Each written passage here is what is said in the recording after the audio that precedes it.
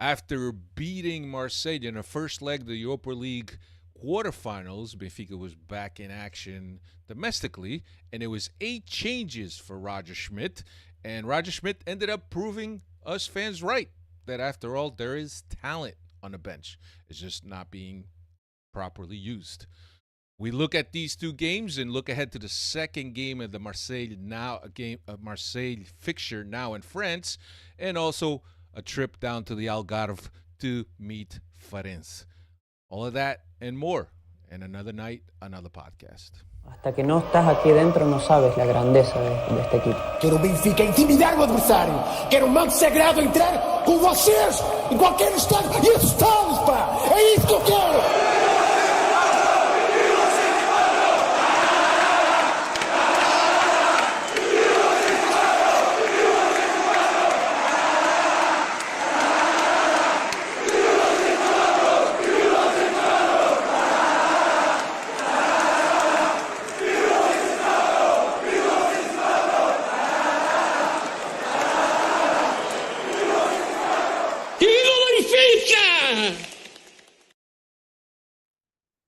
What's going on, everybody? Welcome to another edition of the Talk to the Dog Benfica podcast. My name is Alfredo, coming to you every week with another episode of the Benfica podcast. With me, as always, Dave De Oliveira. What's happening, Dave? What's going on, Alfredo? What's going on, Freddy's? Great to be back here tonight talking all things Benfica. If you're a Freddy already active in the chat, like that, smash that like button. Yep. And subscribe if you haven't subscribed yet. But good to be back on here tonight, Alfredo. Yeah, we're waiting for Chris. I don't know if he's gonna show up on when he's gonna show up, but you see Chris's picture, but he's not here yet. But anyway, the show must go on, and Dave and I are here. I want to say hello to all the Freddies that have joined us in the chat. E Melo, Brunjil Rodrigues, vamos embora. Diogo Reis, Carlos Amaro. I haven't seen Carlos Amaro here in a while. Manny Villadão, and I'm sure many others will be joining us throughout the show. But here we are, Dave. Last week we came in on a Monday, so it seems like forever since we've done a podcast. But here we are. As I mentioned in the little intro, we're going to be looking back at the Marseille first leg. We're also going to be looking at this weekend's game against Moreirense at Stadio Luz, and then we'll look ahead to the second leg that takes place this Thursday in France against Marseille and Farense, which comes up on Monday after Benfica playing Thursday. Obviously, Benfica will be back in action in Algarve at the Estádio do São Luís to play Farense. What's happening? Hope everybody's doing well. The weather seems to be turning here in the east coast of the U.S., and from what Dave is telling me, also up in Toronto, which is a good thing. I've had enough of cold weather and miserable weather, but those are the things you kind of have to get used to it as you live here in the northeast of the United States. So hope everybody's doing well. Let's get right into it. Benfica played Marseille in the first leg of the quarterfinals for the Europa League. Truben was in goal, Bas, Silva, Otamendi, and Auschnitz, Tino and Neves, Di Maria, Neres, Rafa behind Tankstead. So a lineup that now we've seen repeat. We saw it against the Sporting twice, and now we see it. And I'm pretty sure this was going to be the lineup against Marseille in the second leg on Thursday. What do you think, Dave? I hope not. I mean, not to jump games, but it was kind of a breath of fresh air on Sunday's match. So I hope we get some sort of squad rotation. But if we know anything about Roger right now, I think unfortunately you might be onto something there, Alfredo, and it might be a little bit more of the same.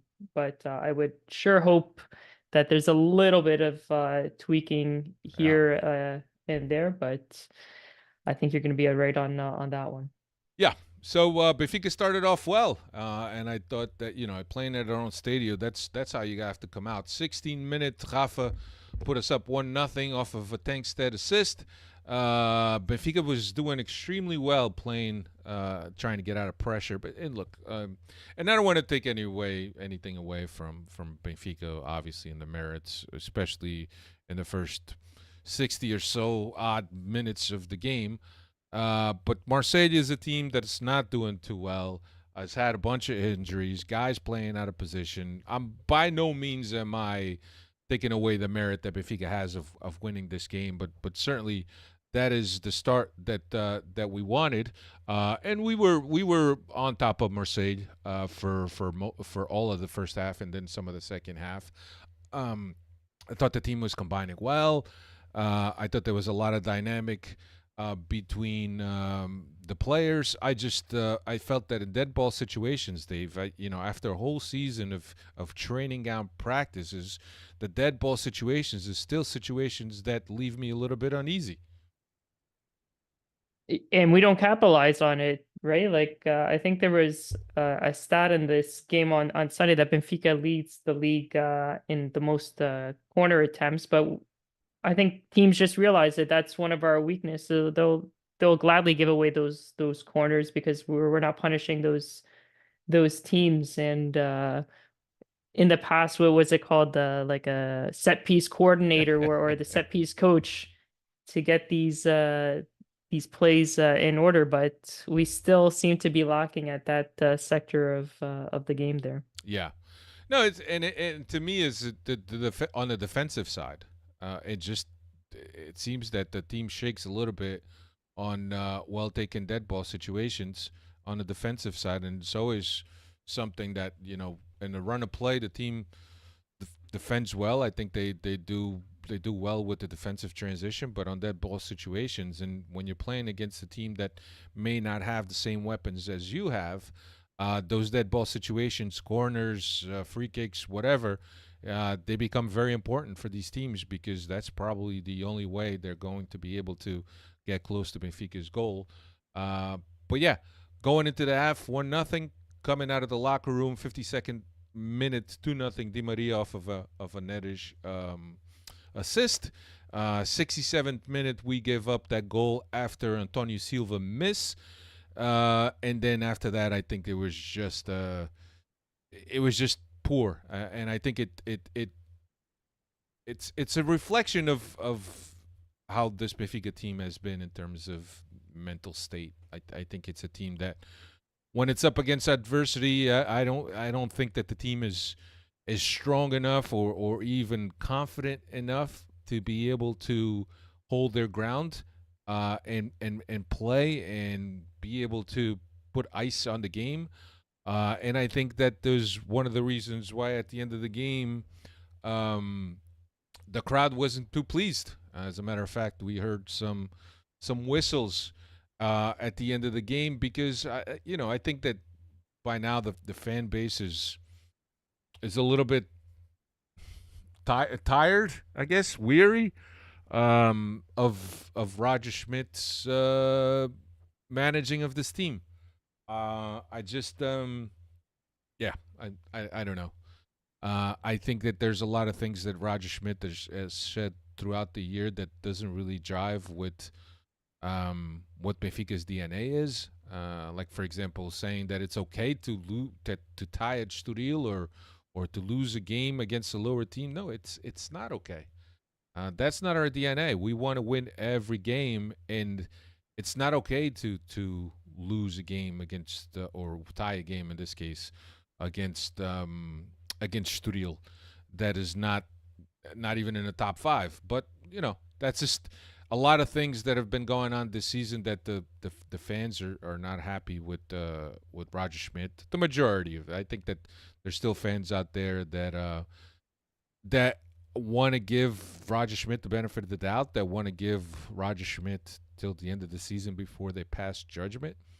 Certainly a lot of the things that he did last year has built up some credit, and I think that people are going on that. But I think at this point, Dave, this competition is really going to be a measuring stick in terms of how Roger Schmidt performed this season.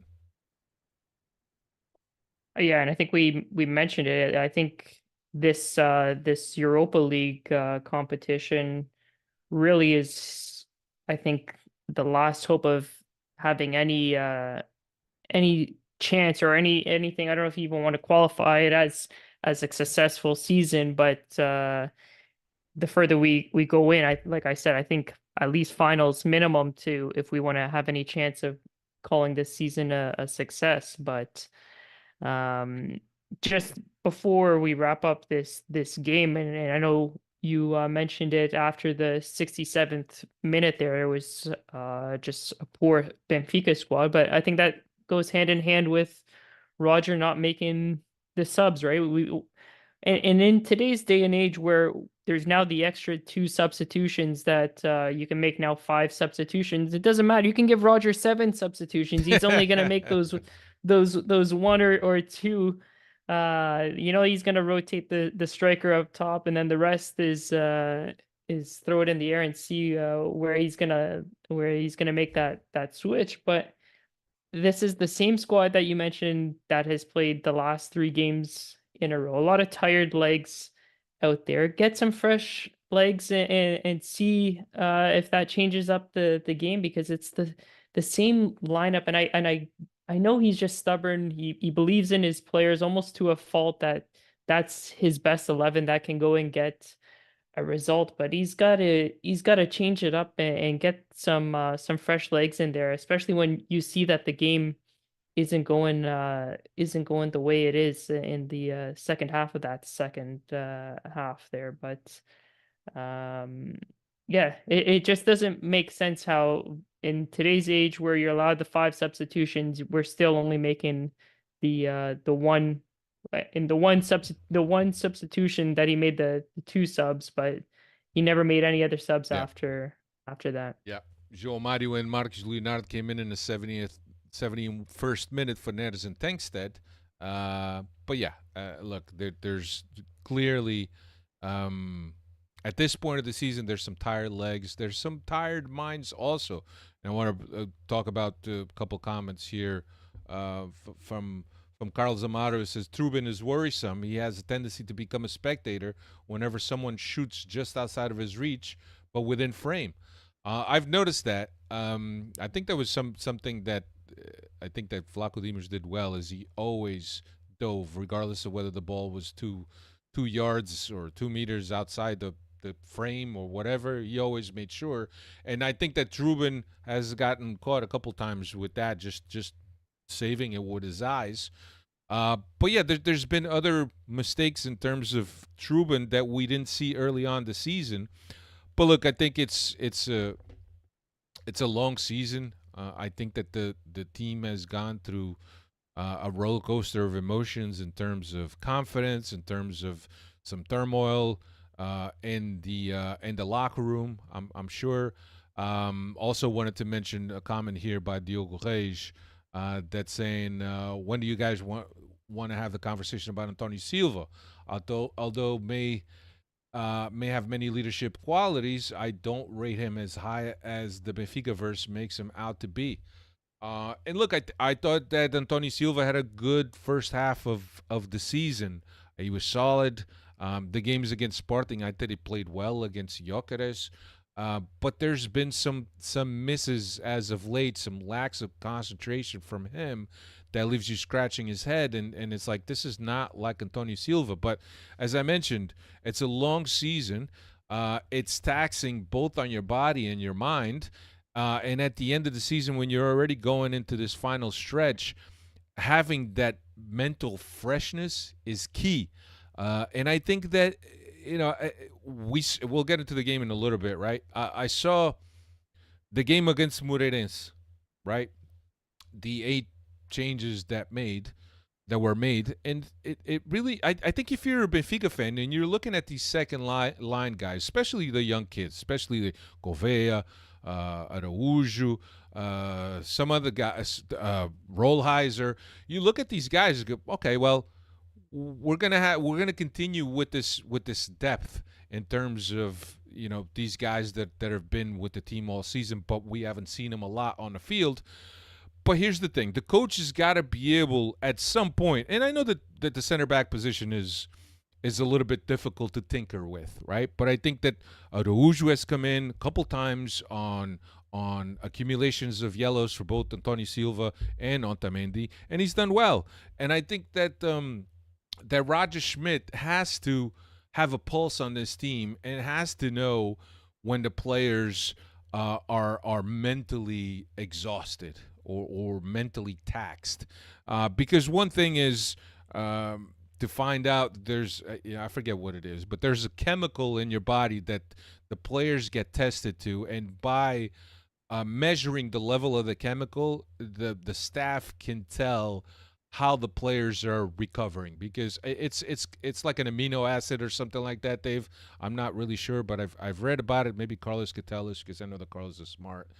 Um, but the thing is that you can measure that, right?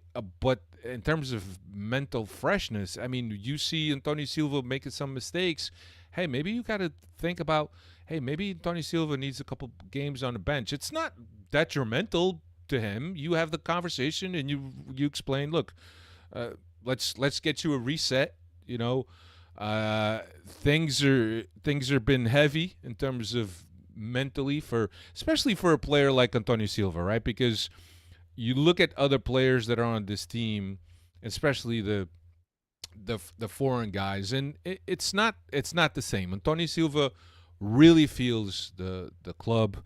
I'm sure that he feels the pressure from the fan base. I'm sure he hears comments on the street, and he takes it to heart, because he's a Benfiquista at heart, and I think that he really takes this really heavy. When people say something to him, hey, you guys should be playing better, or come on, let's go.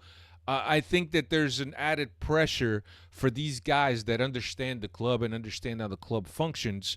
And I think that Roger Schmidt, sometimes he needs to be able to identify that. He needs to be able to say, hey, you're not going through the best period of form. Maybe a couple games on the bench will do you well. And when I talk about Antonio Silva, I talk about Rafa. He's the one guy that could probably use some bench time just to provide some kind of reset. Just a reset. Come back, watch the game from the sideline, see what's going on. Come back the next game, be fresh. If it's not the next game, the game after that. And the thing is that when you don't have guys on the bench, I could understand always going with the same horses. But when you have guys that we feel could add to this team, and they proved it against the Moreirense, certainly we don't understand why these changes haven't been made. But I put a bow on this game over here, and I'll let you do the stats, Dave. But again, Benfica with a good start. After Marseille's goal, the team went down. Roger Schmidt, again, with the late subs, he could have done a lot better in terms of managing the game and cutting off what Marseille was trying to do, and put the team in a better place. I think that oftentimes Roger Schmidt doesn't help the team. He needs to help the team by making a few changes here and there, tinker here and there, and he could put the team in a better place. But I just don't. I think that sometimes he lacks that, or maybe all the time he lacks that. Dave, stats.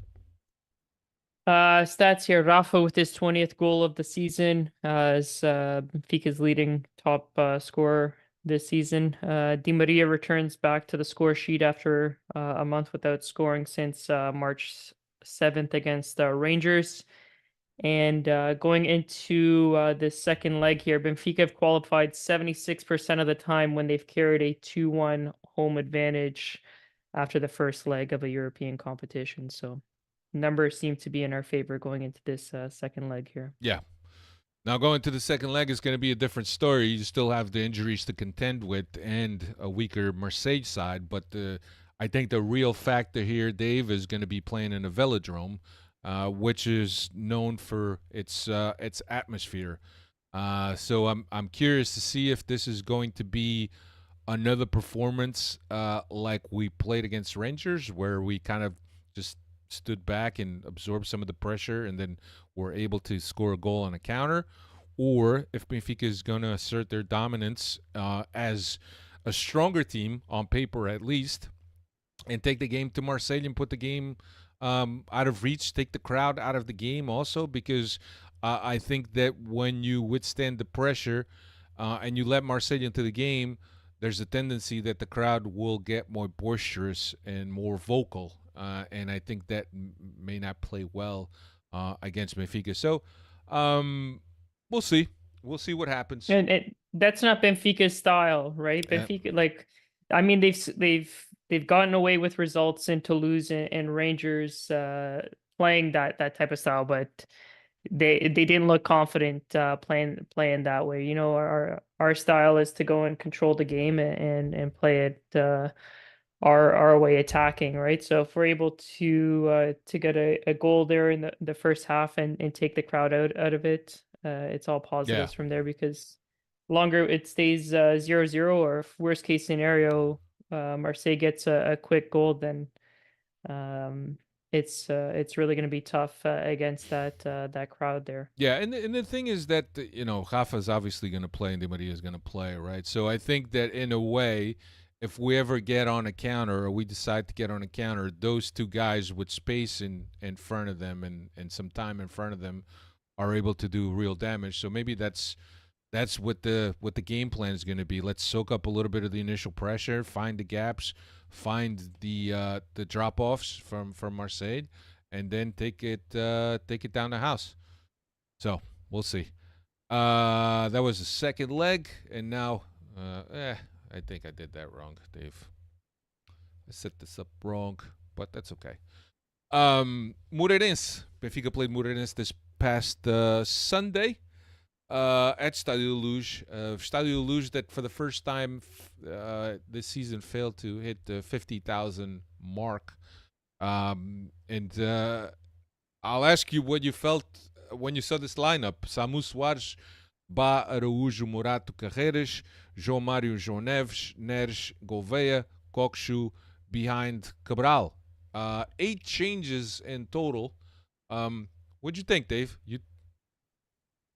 I guess for Roger, it's all or nothing, right? We asked for some squad rotation, and he decides to rotate basically the entire squad. I was looking forward to it. Like I said, it was like a breath of fresh air. Let's see what these guys who haven't been getting the minutes can offer. I could have done without Samu in goal there, and I'm sure we'll get into it as when we're recapping the match. But everyone else, I thought, deserved to get a look and get some run in, especially one to give a break to that starting 11 that's been playing. It seems like 3 games in a row with the same 11, especially heading into an important match on Thursday against Marseille with the travels. So I felt that this was a good time at home. I know this Moreirense team seems to give us trouble recently, but at home we always expect to get the result. Yeah, look, I think that as we're looking at this, right? I think it was good to give guys run.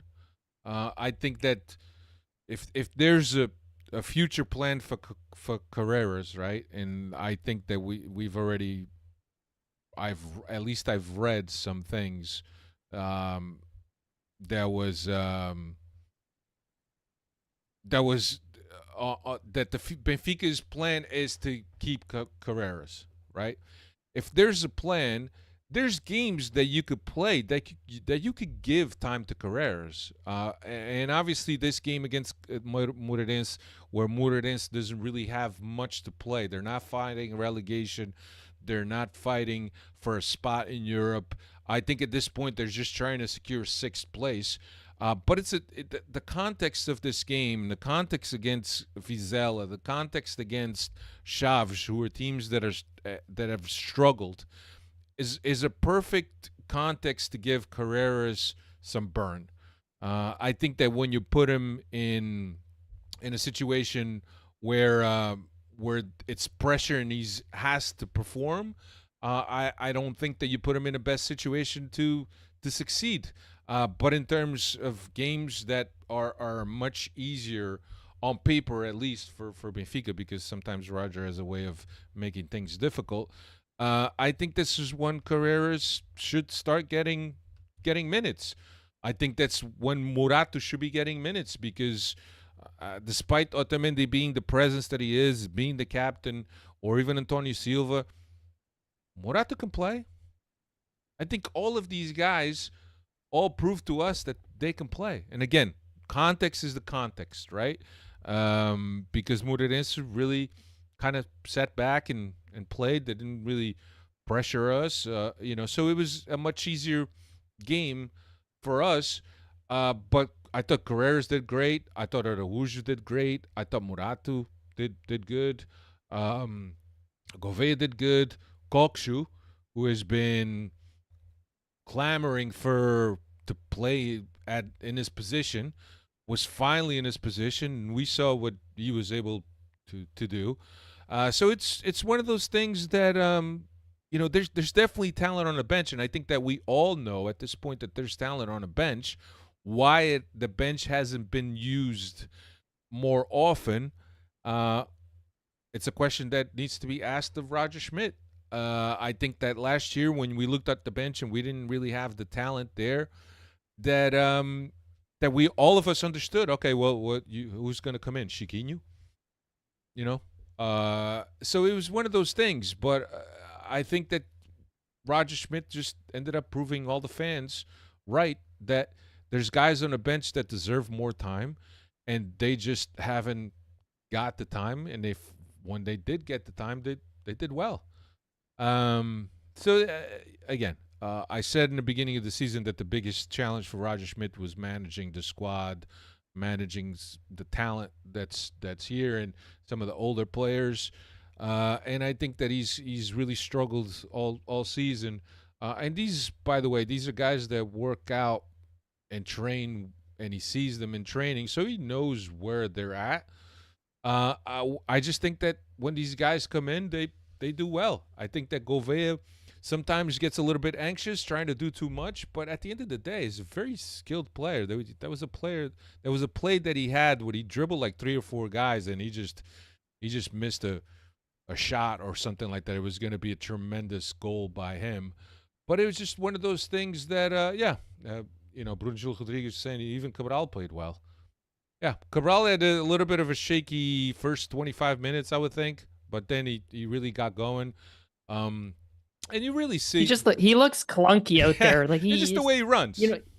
He was getting up to that match speed, and then Roger started with his whole rotation again between those 3 guys, and he's back to looking just like a step off and just not connecting well with the team. I know we've joked that he's the picanha on this team, but he was like we've said, he was looking good, getting in shape and getting that match fitness going and really starting to work well with this squad. And then he decides to pluck him out and start using Casper. And I think he looked good, but I still looked a step off or just clunky and didn't look in the right positions.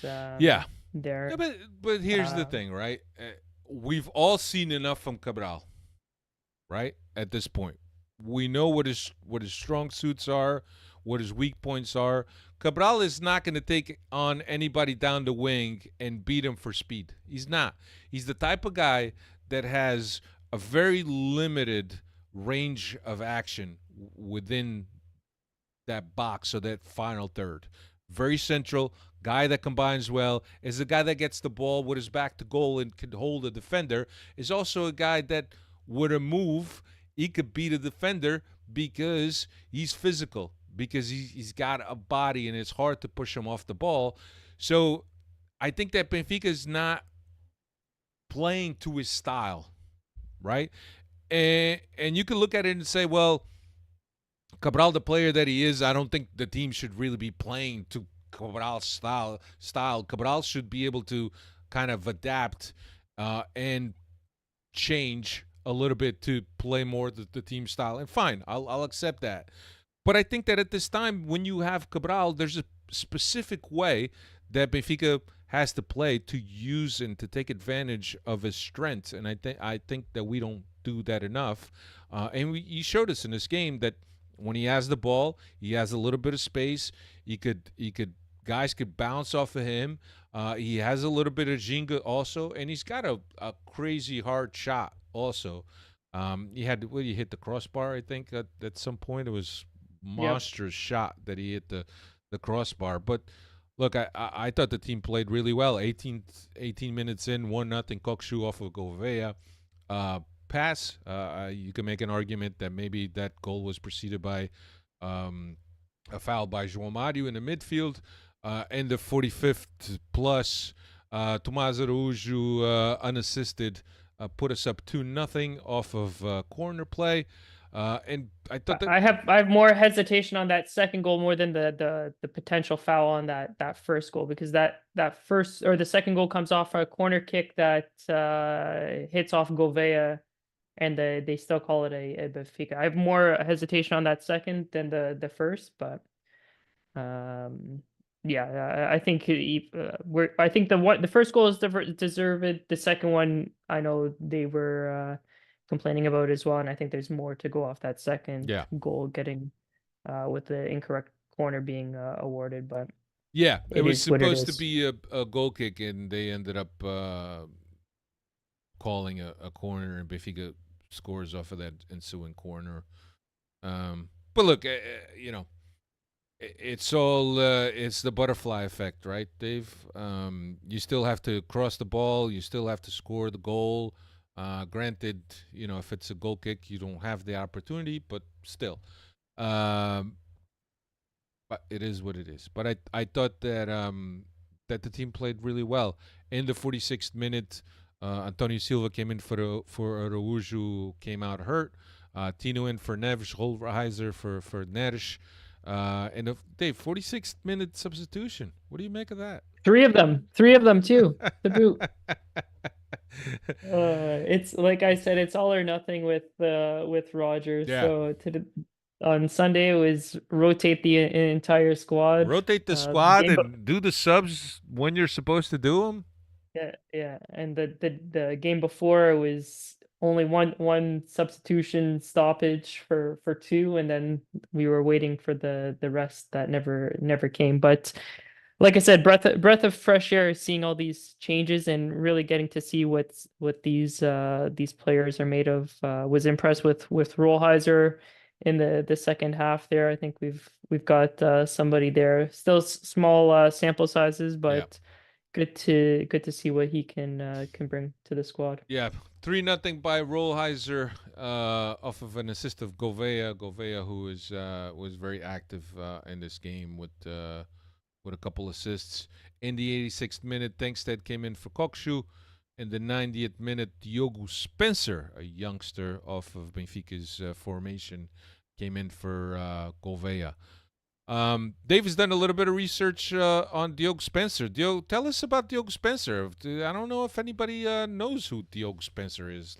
I certainly didn't know. Yeah, the Portuguese right back. Did you know he's actually turning 20 tomorrow on the 17th? So it's already the 17th in Portugal. So happy birthday, Diogo Spencer's 20th birthday.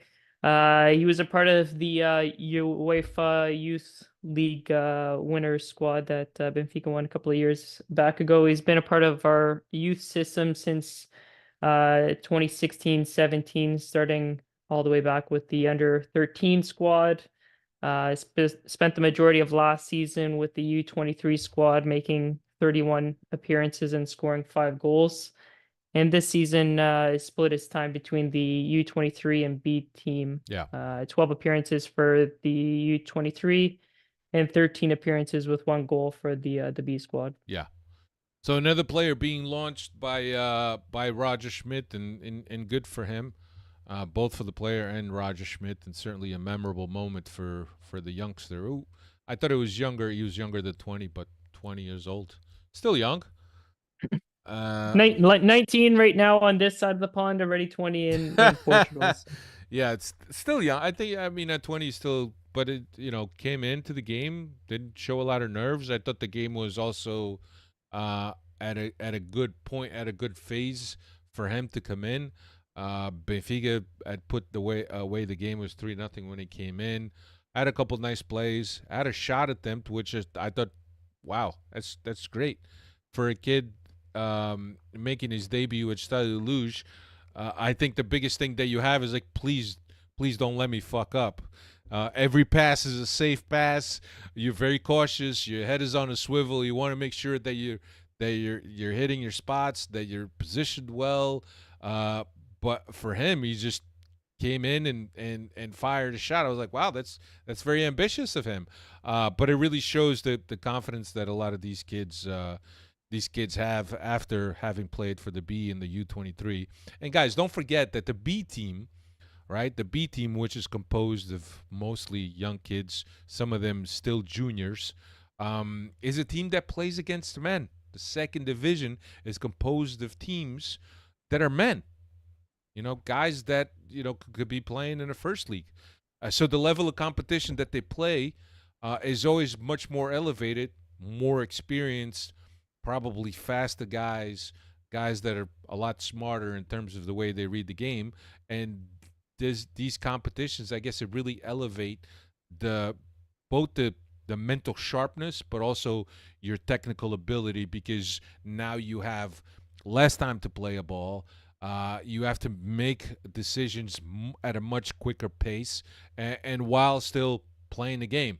So good for him. Good for the debut. I'm happy that he was part of that setup that won the youth league. That again with Antonio Silva was there. I think João Neves was hurt, didn't play, but he was part of that team that won that. So look, at the end of the day, good win for Benfica. I think it was great to give confidence to the guys on the bench. I think it was a well-deserved prize, and I think that as I look at the 11 or the 8 changes Roger Schmidt did, you can't point a finger at any of the players to say they didn't take advantage of the opportunity. I thought all of them did pretty good. Carlos was saying here, was talking about Thiago Araújo. I think I called him Tomás Araújo before. Is it Thiago, right? Thiago Araújo? Yeah, Thiago Araújo. No, this one is Tomás. Tomás. Yeah. Carlos was talking about Gouveia. Gouveia. Yeah. But I think that Araújo, he kind of reminds me a little bit of Carvalho, Ricardo Carvalho, who played for Porto, then went on to Chelsea, and the reason why I say that is because he's very smooth. He's not that strong, impotent guy that will approach tackles in a physical way, the same manner that Tony Silva does. He's more of a silky guy. He's more like the little toe poke to get the ball away. He's quick, and I thought that at some point he was much higher than Antonio Silva was in a pecking order. If you remember last year when Roger Schmidt gave those guys an opportunity to step up to the A team, we all felt that Thiago Araújo was above Antonio Silva. Antonio Silva ended up grabbing the opportunity and getting the spot. But I think that in terms of center backs, and let's assume that Antonio Silva leaves and Otamendi leaves also. If I'm looking at the center back pairing that I have in Araújo and also Morato, despite being young, I feel that they have enough experience between them that they could do well. I would still prefer a veteran player in that position, kind of like a voice of authority back there like Otamendi is. But I think that in terms of what these kids, they're 20-something, what they've experienced so far in their careers and the opponents that they faced, I think that they could be the starting center back pairing for next season. So we'll just have to keep an eye on that. Turning our attention now to Farense. Benfica will travel down to the Algarve to Faro to play Farense this upcoming Monday. 8:15 local. What's Farense up to, Dave? This season, they're currently in 10th with 31 points from 8 wins, 7 draws, 14 defeats. Historically, 36 wins, 12 draws, 6 defeats in the previous 54 meetings. Last 5, 3 wins, 2 draws, but our last victory came back in October 2020. So we've drawn the last 2 meetings against them. But their form is not, they're not coming into this match on the top form. Only 1 win out of their last 10 matches here. 1 win, 4 draws, 5 defeats. Yeah, and Farense is one of 7 teams that are currently separated by 4 points between them that are trying to get away from the relegation spots. So it's very, very balanced, and all of these teams are playing to get 1 point here and 1 point there. And if they could get a point against one of the bigger clubs where it's assumed and almost accepted that they won't get max points off of those matchups, it's teams that are trying to scrounge up for those points so they could continue climbing the ladder and not be left in the back. So we'll see. We'll see what happens. I think that the game will have a lot to do with what happens on Thursday. I think that if Benfica goes through on Thursday to the semifinals of the Europa League, I think that the team is reaching a point right now, and now in April, that mentally the confidence levels are growing, right? Because up until the Sporting game, we were what we were. We were consistent on the Sporting game despite not winning those games, but we showed ourselves well. And I think that sometimes that's what Roger Schmidt fails to see, that despite losing a game or despite tying a game, if the effort of the team is there, the dynamics are there, the combination play is there, the team is playing attractive football, I think the fans don't mind clapping the team off the field at the end of the game. If the effort's not there, the team's not playing well, we're in April. By now, the team should be playing much better. Then obviously there's going to be fans that are going to be contesting everything that's happening. But certainly whatever happens this Thursday is going to dictate what the rest of the season is going to look like. No more domestic competitions to well, at least not on paper, right? We were hoping that Sporting would drop points today on the game on hand that they had. They played Famalicão. They won the game, so they're now 7 points ahead of Benfica with 5 matches to play. And with the head-to-head advantage also. So we'll see. We'll see what happens on Thursday, but I think that Thursday is going to be an indication on how the team goes for the rest of the season. I was talking to Chris a couple of days ago, and I said that our main priority right now domestically should be to secure that second place so that we could clinch a Europa League spot. So we'll just have to see. I mean, I think the Champions. You mean Champions League playoffs? That's what I meant. Yeah. Well, there's a chance we could get automatic berth into the group stages if one of the teams that are left in the Europa League wins the Europa League, right, and they also classify for the Champions League domestically, Benfica will automatically get that berth because of Benfica's ranking for the UEFA. So let's say, for example, Leverkusen wins the Europa League. They won the Bundesliga this past weekend, as everybody knows. So Benfica would automatically get that. Same thing with Liverpool. Liverpool, Milan are one of those teams. I think really it would be the only squads that we're looking at. I don't think they're in a top 4 though right now. It's the only squad that if they win it, Benfica wouldn't get the automatic. Correct. Yes. Yeah.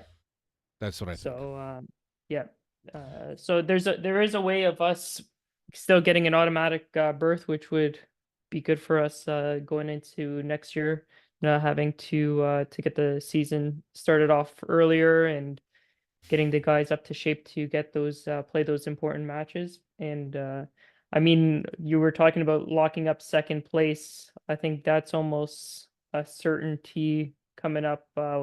That'll be all tied up. There's a 11-point difference between us and Porto and Braga right now, who are battling it out Yeah. for third with 5 games to go. So that'll, I think, take care of itself before the last week of the season. Really, there's usually these races come down to the last match of the season in Portugal, and this year it's all shaping up that it'll be wrapped up by the second or even the third last weekend of the season. Dave, are you expecting the same type of rotation against Farense? I'm not, just because we're on the road. I think he's and again, it all depends on what happens on Thursday, but I don't think he's gonna rotate as much as we saw on Sunday at home. Maybe 1 or 2, but I'm not expecting a complete overhaul on Monday against Firenze. Yeah, Diogo Reis is asking, how far does Roger have to go in Europa League for you all to be okay with him back next season? For me, that's to win it. To even have a chance that fans are going to be able to be okay with him returning, because at this point, the majority of the fans are kind of fed up with everything that they've seen from Roger Schmidt this year. Like I said, there's some guys that are still holding judgment until the end of the season, just to see how Benfica ends up at the end of the season. But there's guys that are fed up. Emelo entered the chat and says everything is going to be all right because the special one is coming. He's going to straighten everything out. I didn't know if he was talking about Cristiano or if he was talking about Mourinho there. Right. So. And look, Carlos and I have kind of traded a couple texts on Twitter in terms of continuity and sticking to the project. But I just think that Benfica fans are very impatient, and I think that we can be impatient at times and we can be understanding. I think it all depends on the context in terms of what we feel about a coach. I mean, I remember one year that we desperately, and this is the first stint of Roger Schmidt, first stint of JJ, we desperately wanted JJ out. He was just poor. He was shitty.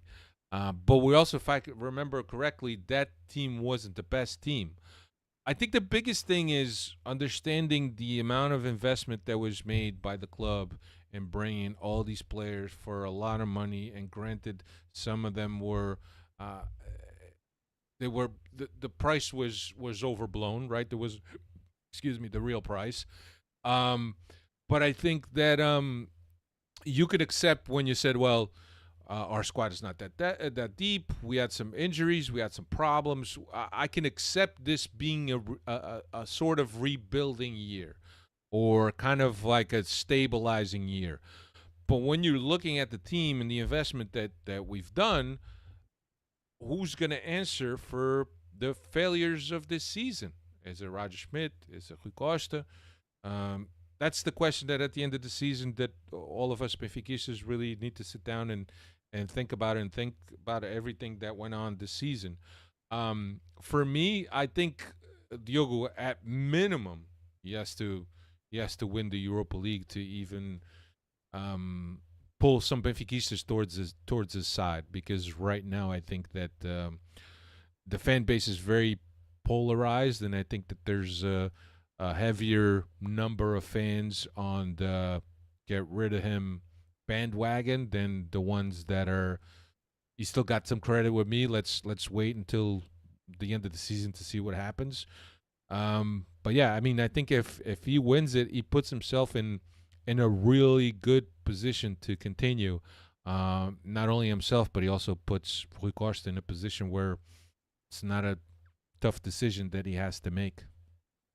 So, but he has to win it. I'm a little. I'll give him a little bit more. I said at least the finals for me. At least the finals. But you know where I've stood on. I've been more lenient with Roger. I'm more on the boat of continuity and not changing ship when things start going bad. But he has also made his faults, and he hasn't had the greatest of seasons. So I can definitely see where you guys are coming from, but I'll give him a little bit more leash and say the finals for me for Roger to stick Yeah. stick around. Carlos Zamaro says, I'm on the fence. I need to see the rest of the season. Brunjil Rodrigues says, win it.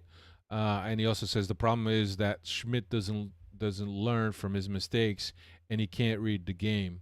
Yeah, it's like the substitutions, for example. That was something already that we had seen at PSV. Diogo Reis says, I don't like rotating managers this often. Look at Porto, one of the worst seasons in our lifetime, and his seat is not nearly as hot as Rodgers. But Diogo, that goes back to the point that I was making in terms of you have the squad. You can't make omelets without eggs. And when you look at the Porto team, they don't have a lot of eggs.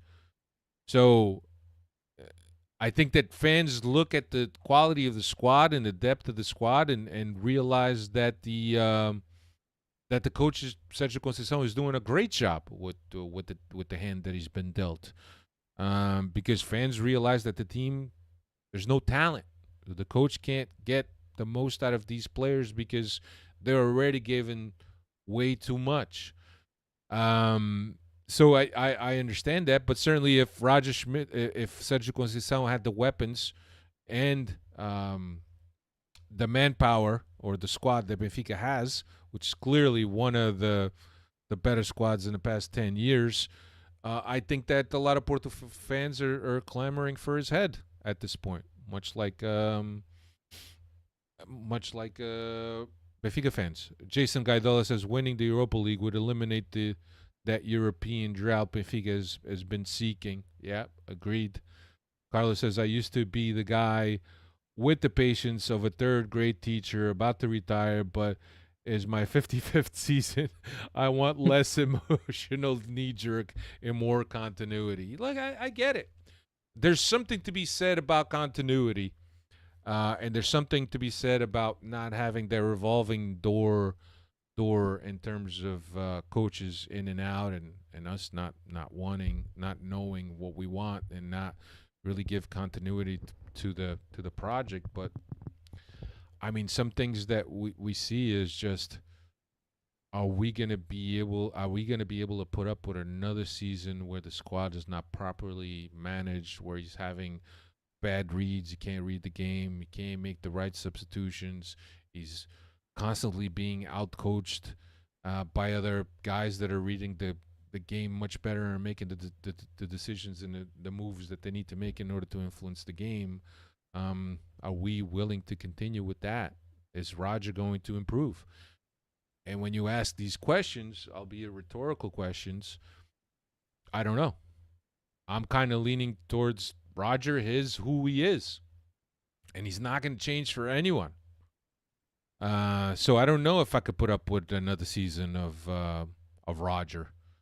And it wouldn't even be so bad if the team was playing well. He's not making substitutions, but the team is playing well. The product on the field is good product. Everybody's happy with what's on the field.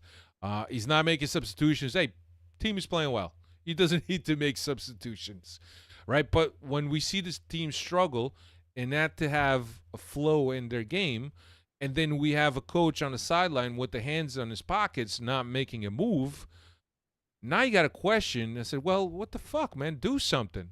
Because we could all see it here, watching our TV. We could all see everything that's going on, the guys that are tired, the guys that are not playing worth a lick, that need some bench time. But Roger doesn't see it that way. So there's a lot of things that have gone on in the season that have given reason to fans, and there's other things that have kind of gone his way.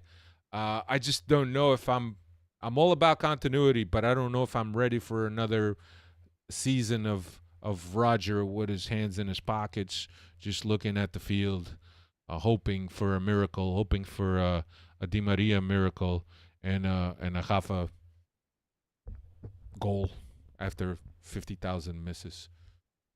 One thing that I forgot to mention, and when you're speaking about continuity about Koksu in that match on Sunday. I like what I saw from him. There's a player there. I know he's not been utilizing his position that he's most suited for. So I think for Koksu, he just needs to keep his head down, make the most of his opportunities Yeah. here to finish off the season. Don't say anything. Definitely don't make any more Yeah. impromptu interviews. Yeah. And I think there's a player there for next year. I wasn't too. I'm not going to make a big deal out of it. He didn't really celebrate or he didn't really acknowledge the crowd. No, that's No, but been all over social they media. clapped for him. Yeah, and that's good. When he That's was already half the substituting, battle, clapped right? for him. Yeah. That's half the battle. So guy just needs to continue head down, continue doing his work whenever he's called upon, and start fresh next season for Yeah. Koksu. For me, it's the only way Roger Schmidt is going to continue. Is if he wins the Europa League. That will sway a lot of fans towards his camp. And like I said, it will take some of the pressure away from Rui Costa from having to make a decision. Because the fan base is ruthless in terms of pressuring presidents. And Luis Felipe Vieira was somebody that never really succumbed to the pressure. But I think Rui Costa, as a fan and as a true Benfiquista, he feels it more. And I don't know if he has that ice in his veins to kind of stick behind his choice to continue. But I mean, I think that the win with the a win with the Europa League clinches the next year's seat for him. But there's some things that need to be changed. So I think that maybe Rui Costa has to have a coming to Jesus conversation with him at the end of the season, and really iron some things out and really understand some things out and perhaps explain what Benfica's DNA is, that it's not okay to lose or to tie against Estoril or other teams of that caliber. Anyway, I think that's all we got, Dave. We made it just in time to cut it off for Pema Media. Cristiano never showed up, but it's okay. Dave and I were here. So we'll be back next week. We'll break down the second leg of Marseille, and we'll also talk about who Benfica will meet next. It will be either Atalanta or Liverpool. Atalanta currently with a 3-goal lead that they got at Anfield. They're now going back to Italy at their home stadium. Liverpool really falling apart at the end of this. At this season, both domestically, they also had a loss this season, if I'm not mistaken. So yeah, so we'll see what happens, but yeah, we'll come back next week. We'll break down the Marseille second leg, and we will also break down the Farense and look ahead to the next match. Thank you so much. Thank you everyone for following us on the chat, and for those of you who are going to listen to us. Also, shout out to Milton Carvalho. Him and his buddy came down to New Jersey, and we made some time to meet up with those guys and have a drink. A couple cool guys, myself and Cristiano. All good, man. Thanks for sharing those moments with us, and thank you to all the fans that continue to support us. Dave, always a pleasure. Take care, buddy.